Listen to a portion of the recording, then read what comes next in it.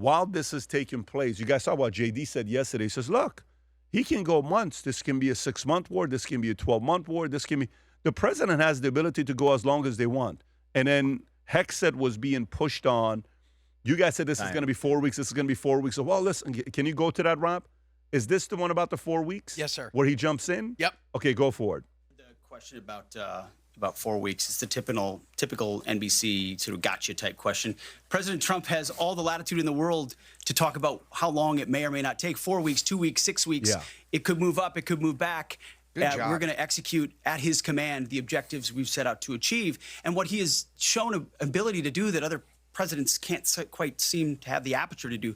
Well, I mean, Joe Biden didn't even know what he was doing, is to look for opportunities and off-ramps and escalations for the United States that creates new opportunities to execute what we need on our own timeline. So you can play games about 4 weeks, 5 weeks. He has all the latitude, and I'm glad he does, because there's no better communicator than our president expressing those things. Daily Mail. I've been in meetings with the president for the last 2.5 days. We know exactly where his headspace is, and he will communicate as he should exactly what he would like, and we will follow those orders. And I think everything he said on that is right down the middle. There you go. So the concern becomes how long it goes. They argue. There's a part of me that says they have to say, we'll go 3 months, 6 months, 12 months. I think they're talking to two people when they say that. They're talking to Iran and they're talking to China. Yep. I don't think they're talking to the voters. They know the voters are going to get angry on Twitter, on YouTube, on X, on all. I cannot believe this is going to be another Iraq. They're like, that's noise. We'll handle you, folks and media that are going to bitch and moan. All this, my mindset on what they're thinking. Yeah. But they're like, let us make Iran and China think we can go a minute. Now watch this story about U.S. sinking 11 Iranian Navy ships. Rob, is this the story? Yes, sir. Go for it. Now stands at 6. U.S. Central Command shared this video as well of an Iranian ship being absolutely obliterated. The U.S. has sunk 11 Iranian ships. Defense officials tell Fox Iran only has small boats left, but still could mine the Strait of Hormuz. Iran says it's closed. The U.S. says it isn't. Meanwhile, 3 American fighter jets got shot down accidentally by Kuwaiti air defense today. All 6 American pilots are okay. The incident is under investigation. Iran also continues firing on American bases all across the region. The smoke you see here, though, Sean, is rising from the U.S. Embassy in Kuwait today. Also, tonight, the U.S. Embassy in Saudi Arabia got hit by 2 Iranian Shahed drones. Thankfully, nobody was injured, as Iran not only targets civilian infrastructure, but now also oil and gas infrastructure. Sean, yeah, I'll send it back to you. Tom, if you want to give some thoughts on what happened with the Kuwait Kuwaiti thing is really annoying. Let me remind everybody that Iraq invaded Kuwait and basically pillaged it of all resources. Saddam Hussein did.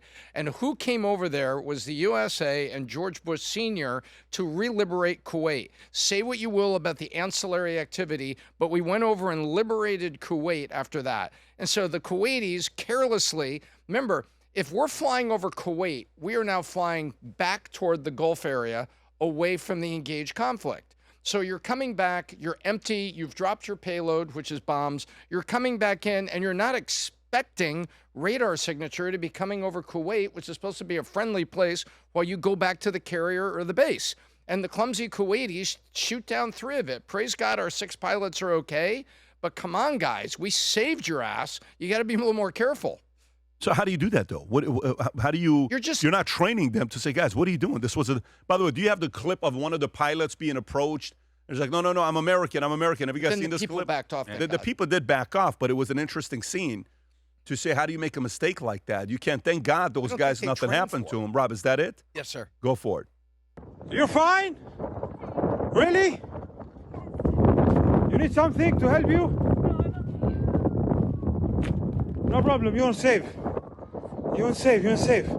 Everything good? No problem. Thank you for helping us. Everything. Is this the female pilot? Who? Yeah, I think that's a female. Is that not amazing? Can we give her credit? Like, what's her name, Rob? What is her name? I mean, we got to recognize people like this. What a freaking amazing. Did you see how poised she was? Yeah. Hey, let me explain to you guys. Think about the worst thing that happened to you the last 12 months. Imagine you're on a jet. You're in enemy territory. They shoot you down accidentally. You land and you're smiling. Hey, no, I'm good. Can I get some coffee? Like, What an attitude to have. What is her name, Rob? I don't know if they've released her name. Wow. Yet. I mean, whoever you are, hey, thank you for your service. What an honor to have women like this that are this tough, that are willing to serve. Great example. And restraint. She's carrying a 9mm with 2 or 3 magazines. Didn't do anything with it to come out. For those of you guys that are watching this and you're tuning in, I got 2 more stories to do before we wrap up. Remember, this is the biggest request I have from you.